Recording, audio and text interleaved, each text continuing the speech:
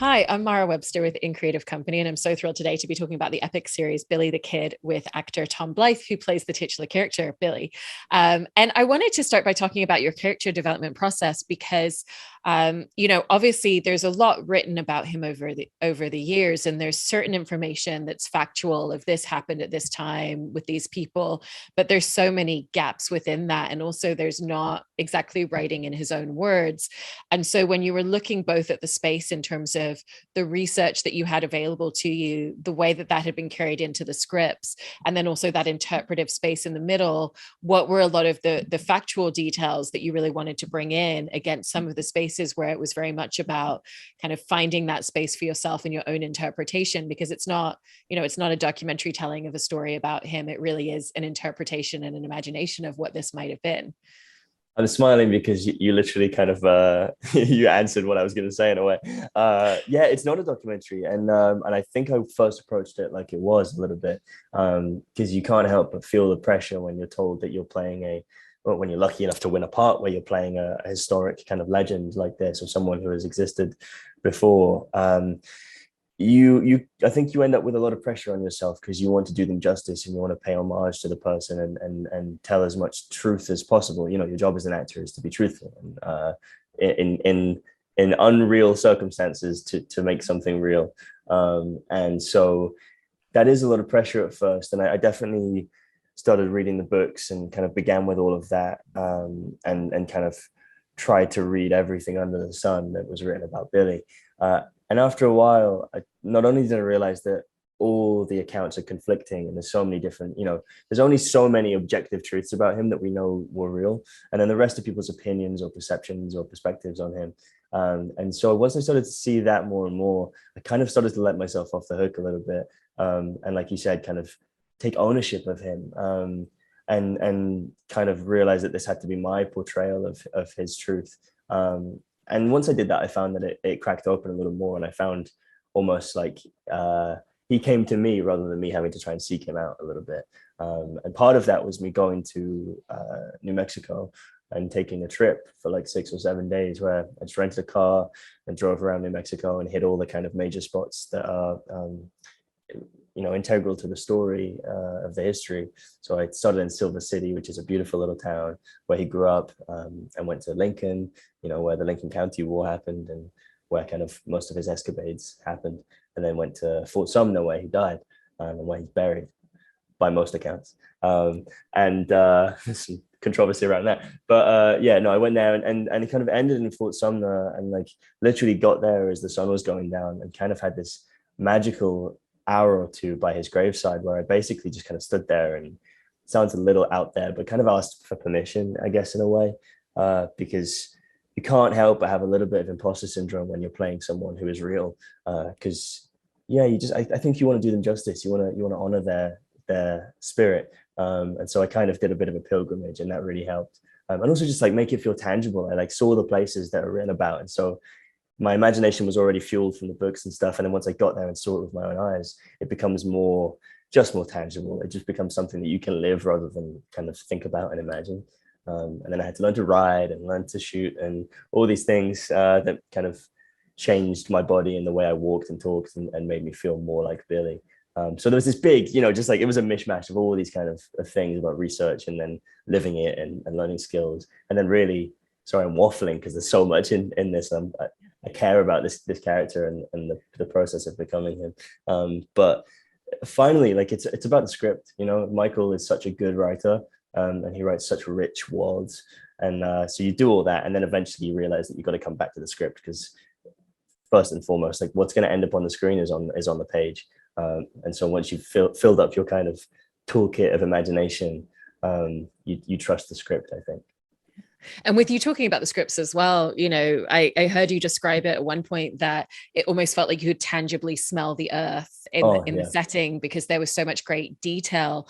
Was there a lot of exposition kind of like going even further beyond the character that really helped as well, especially when you talk about taking that trip to those areas and kind of physically being in those locations that you were then able to really build upon? Yeah, I mean, I did when I first read the pilot, when it came through my email, and I was asked to read for the part. I read the pilot, and the thing that stuck out to me the most, and I can still kind of picture it right now, is I remember thinking the scene where the young family kind of early on rides their wagon into Coffeyville, Kansas.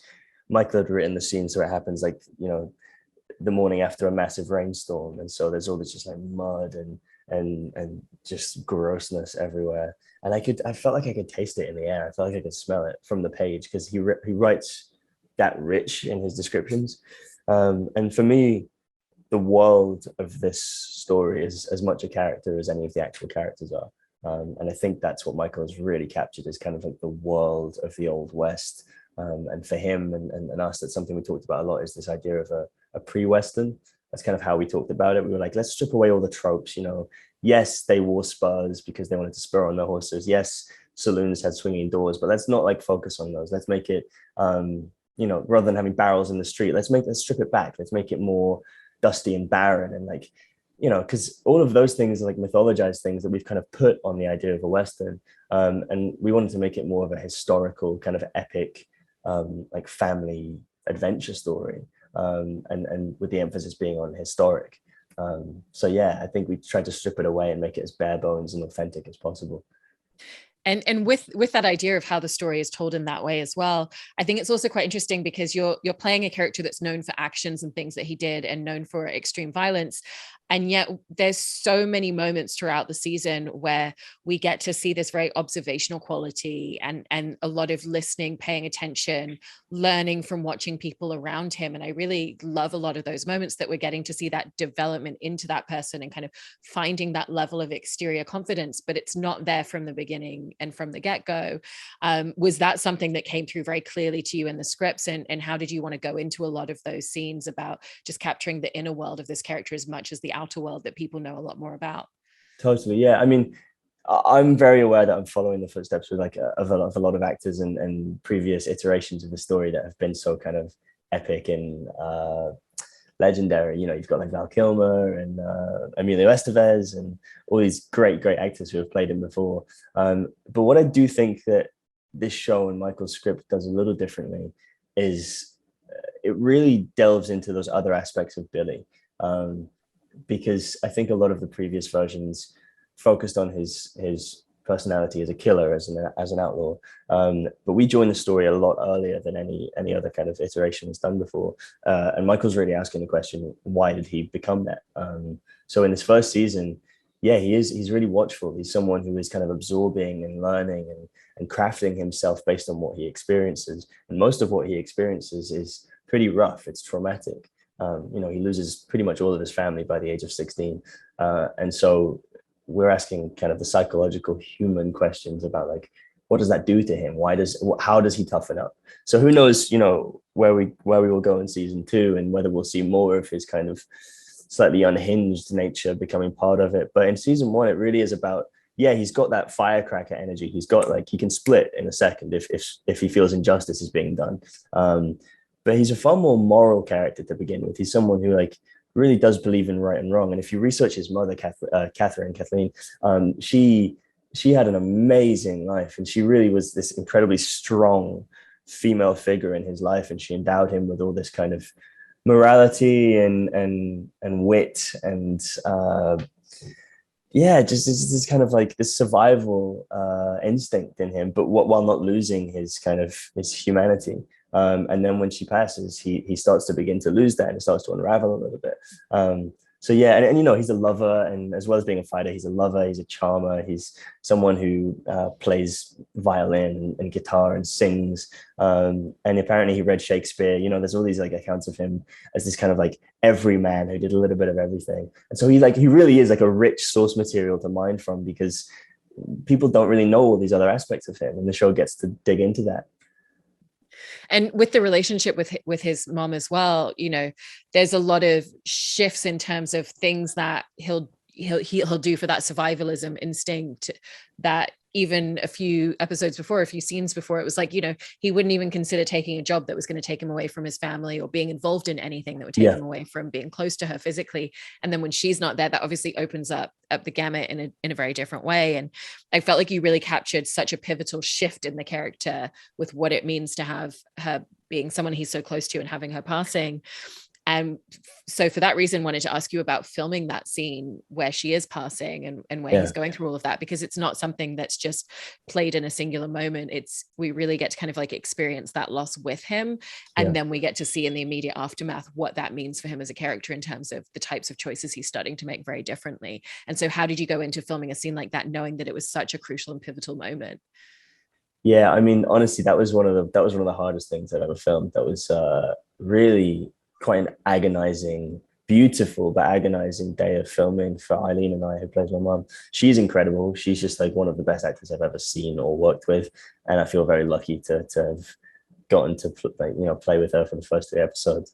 And I mean, I would like to say she made it easy, and she made it about as easy as it could be for an actor, but the material itself is hard. I mean, the way Rachel Leiterman, the director of those 2 episodes, kind of drew it out. She really wanted to kind of capture the real feeling of grief, and anyone who's lost someone, or had been in that kind of like period of losing someone and saying goodbye, especially if you're dealing with sickness. I think it takes time, and time kind of slows down and becomes ethereal and kind of messy in your mind, and it's almost like being drunk on grief while you're in it, and I think she really captures that well.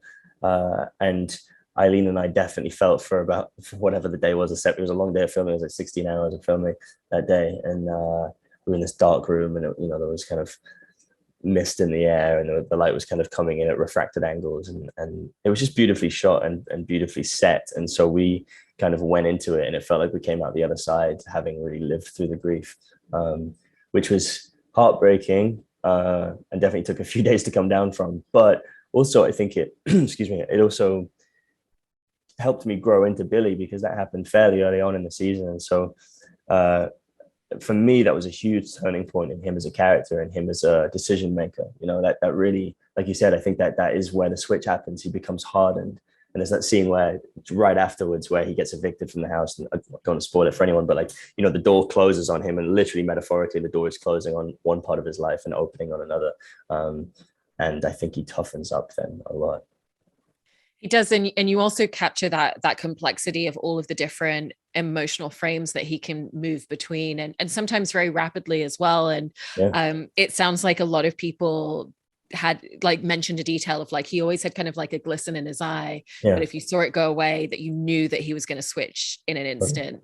And so how to kind of reading so many accounts of a detail like that inform the way that you wanted to create the emotional landscape of this character, bearing in mind that it wasn't just something of, this is how he's responding to certain situations, but that there can be very rapid shifts between them as well.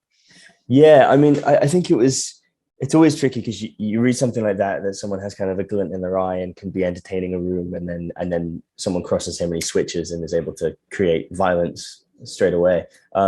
And it can be easy to start playing him as like a psychotic kind of, not level-headed person. But I think especially in this first season, we're kind of watching him grow from a boy into a man. And I don't think anyone is born with that violence in them. It's something that grows over time for whatever reason. And this really is a character study on how he becomes who he becomes. So for me, it was about finding that watchful quality that kind of, he's always watching, he's always absorbing. But then because of that, he's also the first to act, because he sees something happening before it happens. And he's incredibly smart. All accounts of him basically talk about how incredibly smart he was. And he was dealt a really crappy hand. And had he not been, you can't help but wonder what he would have become. He probably would have gone on to become like a surgeon or something. He had the makings of a great person, but was really sent down the wrong path. And Michael and I were really keen from the start not to apologize for the bad things that he did, but also at the same time, and not to kind of romanticize the violence of it. So the first season, when you do see him starting to kind of take a difficult path and do things that are less than desirable, we also wanted to make it really difficult for him to do that. It's not something that he ever chooses out of pleasure, or out of being a psycho killer. He really does kind of get forced down that path. But what you do see is that as it goes, it becomes easier for him. And every time it becomes kind of easier for him. And that's the scary thing, is watching how someone kind of with such strong values and morals at the start over time and after obstacle and obstacle and kind of grief and grief, he becomes someone who it becomes easy to kill. And that's the scary thing, because that happens in life, that those are the people who we look at in the street and we're like, oh man, that person's lived a life, and because they've lived a life, they're a little scary to me. It's a psychological kind of deep dig into his psychology, which I think is fascinating. It is. And with the intelligence that you were talking about as well, and even just if you look at all of the skills that he picked up over time, or even just being literate at a time where that wasn't a common thing, and with all the circumstances of his world at that point, learning other languages, learning musical instruments, it's clear that he was someone who was kind of always evolving and always kind of figuring out new things as well. And so how did you navigate episode by episode, thinking about what is it that he would learn from the world? What is it that he would learn from the people around him? Because he really is in that space of other people kind of teaching him a lot of things in this season at this point. Yeah. And we're already getting to see a lot of that evolution and change in a really interesting way. Yeah, I was lucky. It kind of happened pretty organically, honestly. Obviously, I turned up and I had to learn to ride and learn to shoot and learn to kind of handle guns like a professional very quickly. Once I had the basic kind of skills down, and the groundwork kind of there, I got to learn as Billy learned, because we shot fairly sequentially, kind of 2 episodes at a time. And the beauty of the story is that we're watching him grow up in the first season. And so I kind of got to grow up with him a little bit and got to kind of grow into his skin. And yeah, a lot of the scenes in season 1, you do get to see him kind of, the first day that he gets up on a horse and he has to prove to Billy Matthews that he can work as a ranch hand. And again, it kind of puts me in the corral, and I have to get on horseback and lasso a cow from horseback. That was the first time I'd ever done that.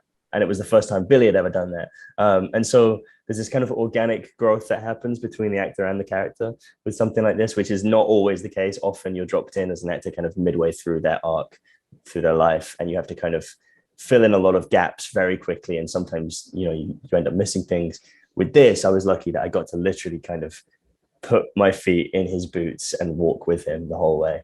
And I hope and I feel it gives it kind of an authenticity that you're not always lucky enough to have as an actor.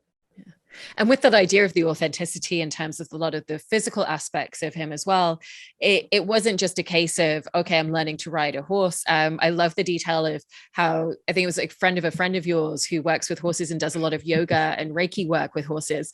And so the first thing that she had you do was actually just like take your shoes off and just lay on the horse's back and really do a lot of breath and energy work. But I thought that was so fascinating, because it's not just about getting on a horse and being able to ride. It's about the relationship that you have with an animal that you spend that much time with. And so how did aspects like that, and then even just learning saddle care, like taking care of that, like mucking out stables, like grooming the horse, all really end up influencing and shaping aspects of the character that you then were carrying on to screen from those experiences? Yeah, I mean, I hadn't had much experience riding horses before this. I'd ridden twice and kind of fallen off once and not had a very good first experience, and literally like didn't get back in the saddle until this, like years later. And I knew of a friend near where I was living kind of during the pandemic, in upstate New York, and she has a ranch and she rescues Mustangs from the southern border who are kind of going off to be sold basically, and often mistreated. And she rescues them, and so she's got like 22, she's got like a herd of 22 horses, and she's like, sure, come down, I'll teach you to ride. So I put on my boots and my my jeans and my rough clothes. I'm expected to like get mucky, and I was like, I help you muck out or do anything. I want to learn the whole shebang. And I expected to get up on a horse and like learn to ride. I get down there and she like has me take my shoes off, and she's like, okay, great. And I'm rearing to go. And she takes the saddle off and she has me lie over the back of the horse and basically spends like an hour doing Reiki work and energy work with me and the horse. And at first I was like, this is crazy. What have I got myself in for? This is not learning to ride. I'm never going to learn to ride. I'm going to show up and be terrible. But she eventually did get me up on the horse. And what I learned was like the connection between the rider and the animal is really important. They have to trust you and you have to trust them. And while it was definitely an unorthodox way to do it, and when I got to Calgary, those kind of stoic cowboys who live up there and were teaching us up there had a very different approach, which is far more kind of like straight to the point. I got a bit of both, and I got to really kind of like, learn the different avenues through which you can learn to ride and treat horses. And And Billy would have not have been doing Reiki with his horses in the Old West in the 1800s. Like, there's no way. I don't think Reiki probably existed in, at least in Western culture at that time. However, there are accounts of him having a really good relationship with his horses and being a very skilled rider. And I don't think you can be that skilled a rider without respecting the animal. So I learned a lot. I came away from this really respecting horses and people who work with horses, and that kind of whole culture. And it is a culture that, that the kind of Western or ranching culture is really rich. It's there's a lot of pride in that. There's people who take it incredibly seriously, and it is their livelihood and what they love to do, and they live outdoors, and they work and live with the animals, and they love them. They are working animals, they have a job to do, but there's a mutual respect there, which I really came to appreciate and respect. And there's a lot of physical aspects to creating a character, even beyond, elements like getting on a horse and learning to cattle wrangle, in terms of, well, how does that influence the movement of a character? It doesn't take long being on a horse to understand why cowboys walk the way that they do. Oh, true. Tell me about it. Yeah. So I've never had so many ice baths in my life. Honestly, I was aching like a crazy person. It was insane. Yeah. But how did you take aspects like that, and then even just descriptions of his personality that might give ideas of kind of how he physically moved into the world to create the physicality of who he was going to be as a character on screen? Yeah, I mean, for me, the physicality is always a huge part of it. And I feel like as that, you have kind of like your base, your center, and then you have to like build off of that, or kind of elaborate on that and build around that for a part. And for someone like Billy, for me, that was about asking questions, like, when he's growing up out on the plains and out on the trail on a wagon with his family, and there's literally dust storms coming every day and hitting him in the face. How does that affect his voice, his vocal quality, and his, the way he speaks? I'm English from a small town in Northern England, and then became like a city kid. So like that affected the way I speak. It's not as there's not as much grit in my natural voice, and so taking on Billy, I asked those sort of questions, and again, it's like it's influenced by the history and by the script, and then you elaborate on it. And I kind of found those questions to be really informative. So I found that his voice was kind of more lateral and more kind of had more grit and gravel in it, because he literally grew up like in a dustier, drier environment and had less access to running water, so couldn't drink as much. So he literally was more dried out. And I thought, what does that do to him? The riding you mentioned, it's like that drops your center of gravity down, because all your tension is kind of in your abs and in your thighs. And so literally like your tension kind of comes from down there, whereas a lot of us kind of nowadays lead up here. And so there was a lot of kind of like asking those informed questions, and then trying to work out and play what that did to my body to make me more like, hopefully he probably would have been. And then, what does it mean to like do more manual labor than I'm used to doing, and that kind of thing? What does that do to you? And I was luckily living in upstate New York in a cabin when I got the part, and I was literally chopping wood every day, and feeding a fire. So I had very calloused hands and stuff like that, and was like lifting a lot. And I kind of felt over time with all these things, they kind of all came together to make me really feel like I was kind of living in his shoes, so to speak. And I also wanted to ask about working with kind of the camera department and the directors on the show, because the camera is very close to you a lot of the time, and very much gives us, going back to what we were talking about earlier in terms of the observational quality, really gives us that window in by having a lot of intimacy in its relationship with you. And so how did a lot of the choreography of scenes and blocking of scenes come together? Because sometimes it's, when you're just sitting somewhere or standing somewhere or watching another character, but sometimes the camera's right on you in the middle of, running in a field on a horse with a bunch of cows around you as well. And it's just as intimate in those moments. Yeah, I mean, the show is really intimate. I think it has a lot of intimacy, and for a Western, I think every director we had, and Michael and Donald from the start, our writer and producer, were all really keen to make this not just like a cliched Western, as I spoke about. They wanted to make it more intimate than that. But at the same time, you are out in the elements, and we shot this on location. Not a single frame was in a soundstage or a studio, and so. It honestly, I wish I could say that it was difficult, but it was really easy to feel like I was living that life. We were literally out on the plains, and most of the time on horseback or running through the dust. And before long, like your imagination kicks in, and you become a child again, and you can completely forget the camera's there. And we had a great team who set dressed the hell out of it, and it was just it shot beautifully. It looks really authentic, and I think a lot of that is because they threw us in at the deep end and said, okay, like, you know, the wagon's tipping over in a river, then you're tipping over in a wagon in the river, you know, like you have to live it. So yeah, it was actually, it was pretty easy to kind of forget the camera was there. And with the fact that I think this is your first time leading a television series in this way, what were the biggest challenges that came with that in terms of new spaces that was taking you into, or what were the main learning curves that came out of the experience for you? Yeah, I mean, it is my first time leading a show. I've never been in anything where I'm in every scene, and I'm pretty much in every scene in this show. And honestly, learning to kind of build stamina was a huge part. Like I was joking about the ice bath, but I wasn't. I mean, I literally most nights I would get home and I would run a cold bath and put sea salt, Epsom salts in it, and kind of soothe my wounds. And by the end, you know, like I was pretty beat up and still having to go in the next morning at 5 a.m. and jump on a horse and like be in every scene. And I guess I realized that you kind of have to be an athlete to really do this job well, and to do it consistently and have longevity, and take care of yourself. So it was a learning curve in that sense. You know, we had a cast that loved each other. We were so close.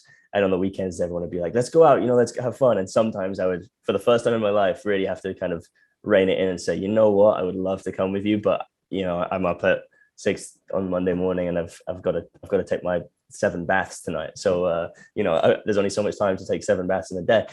So I was like, you know, it's listening to your body, listening to your mind, and making sure that you have the stamina and the kind of the bandwidth mentally to show up every day and lead from, I guess, lead by example, which was something I learned as well. You know, it's like I've been lucky enough to work with some really cool people in my kind of short career so far, and learn from them. And there was a point, I guess, on this where I realized that, especially with like the younger cast, like young Jonah, who was playing little Billy. Yeah, there's a moment where I kind of forgot that, like, or remembered that I was once little Billy, I was once little Jonah, and that he was looking up to us, the older cast. And so yeah, you kind of lead by example and try and remember the things that other actors have told you over the years. Yeah. Well, I really, really love hearing all these details about working on the show, and loved watching your performance throughout the first season. Thank you so much for all of that, Tom. Really appreciate your time. Thanks, man. I appreciate it. Thank you.